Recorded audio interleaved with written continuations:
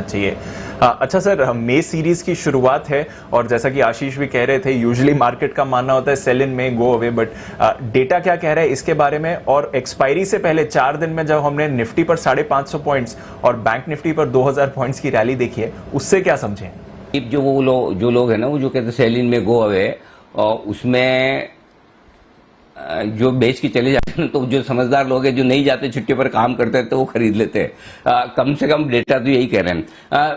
मैं पिछले 10 साल के डेटा के बजाय दीप है ना, मैं 7 साल के डेटा पे जाऊंगा, 2013 से लेकर 2020।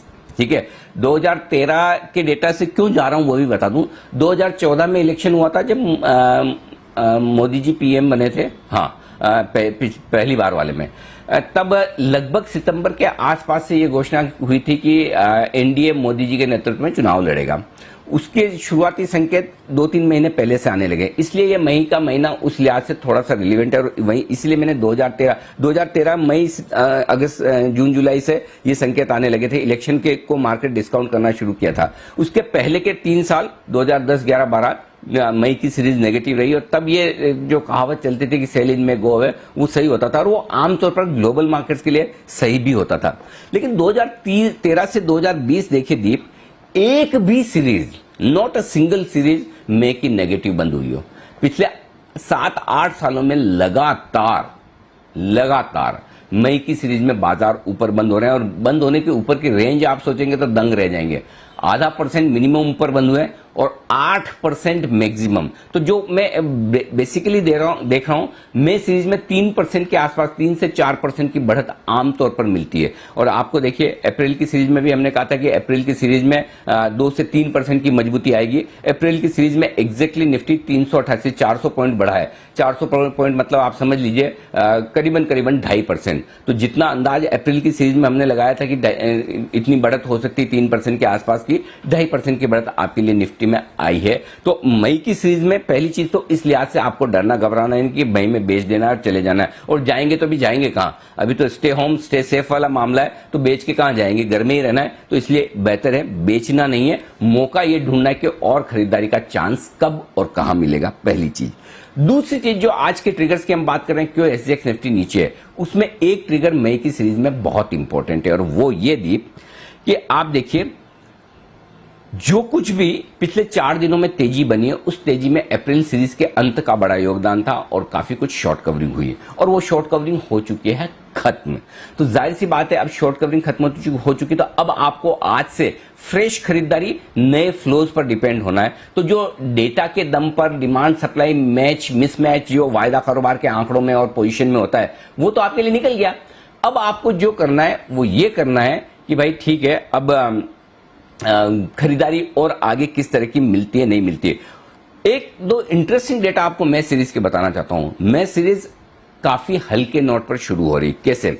निफ्टी में रोल ओवर महज 66% के हुए हैं, ठीक है, सिर्फ 66%, जबकि पिछली सीरीज में ये 82% के थे।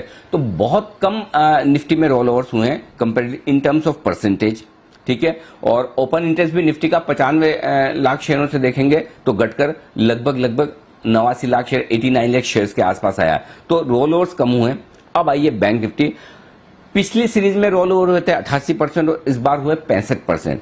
तो जो रिकवरी आई है, इस रिकवरी में काफी समझदार ट्रेडर्स ने और फंड्स ने रोल ओवर अपने कम कर लिए कि 15,000 की निफ्टी पर और 34,000 की बैंक निफ्टी पर लॉन्ग पोजीशन रोल ओवर करना, या शॉर्ट भी रोल ओवर करना ज्यादा समझदारी नहीं। तो एक अच्छी बात यह है कि ये सीरीज हल्की चल रही है आगे के लिहाज से। लेकिन इसी के साथ में एक नेगेटिव बात और है जो मैं फ्लोज में आपको बताऊंगा, जो भी इस सीरीज के लिए भी इंपॉर्टेंट है और एफआईआईज के फ्लोज के लिहाज से भी। तो मई सीरीज के लिहाज से अगर आप देखेंगे तो आंकड़े बहुत अच्छे हैं, कहीं कोई दिक्कत नहीं।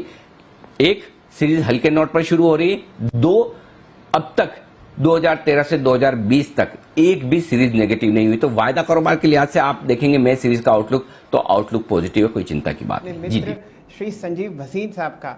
भसीन जी, आपने बहुत इंतजार करवाया और प्रभु की बड़ी कृपा रही कि आपकी हेल्थ अब बिल्कुल शानदार और आप सुपर फिट हैं। स्वागत है आपका सीएनबीसी आवाज़ की तरफ से।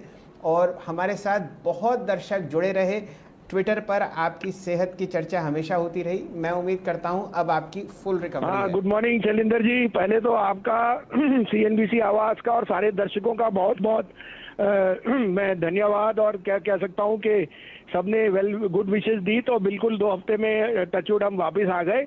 और अब आशाजनक ये है कि शेयर बाजार तो आपको दिख ही रहा है, पूरे महीने अप्रैल का 4 दिन में 1000 पॉइंट की रैली आ गई।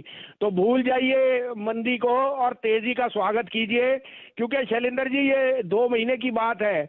अगर जुलाई एंड तक 40 करोड़ आदमियों को वैक्सीन लग गया तो मैं आपको बयान नहीं कर सकता शेयर बाजार का क्या हालत होएगा जब ये रीलॉक ओपन होएगा। बिकॉज लोग बाग फेड अप आ गए सर, इतना ज्यादा जूझना हमने लाइफ में नहीं देखा। और आपको पता है शेयर बाजार के उतार चढ़ाव से जूझना कोई कम नहीं होता। So I am very very optimistic on equities as an asset class and hence would advocate being buying a portfolio। आपने देखा पूरे अप्रैल की मंदी 4 दिन में 1000 पॉइंट की रैली आ गई। तो I would again not take too much time. I am very very optimistic that in the month of May we will retrace to 15,500, maybe cross it, and this blip for 1 month is a buying opportunity. So if you say I will start with 2 picks which I think can outperform in the month of May, आप कहे तो मैं शुरू करूं। जी भसीन साहब, बिल्कुल आपका स्वागत है और आपकी आवाज और आपके पिक्स को सुनने और देखने के लिए पूरा का पूरा देश आतुर है। बताइए कहाँ तेजी है? तो देखिए, सबसे पहले तो मेरा पिक यहाँ पे है Escorts. Escorts is the largest player after Mahindra in the tractor market. 1450 का भाव था और 1120 रुपए आ गया because of some slow down, but rural economy is booming और खाने पीने के तो पदार्थ में और उगरान आनी है। साथ में Escorts is now no longer an tractor play, it is into agri, it is into construction equipment, it is the largest player in construction equipment, most people are not aware, and it is a large player in the railways.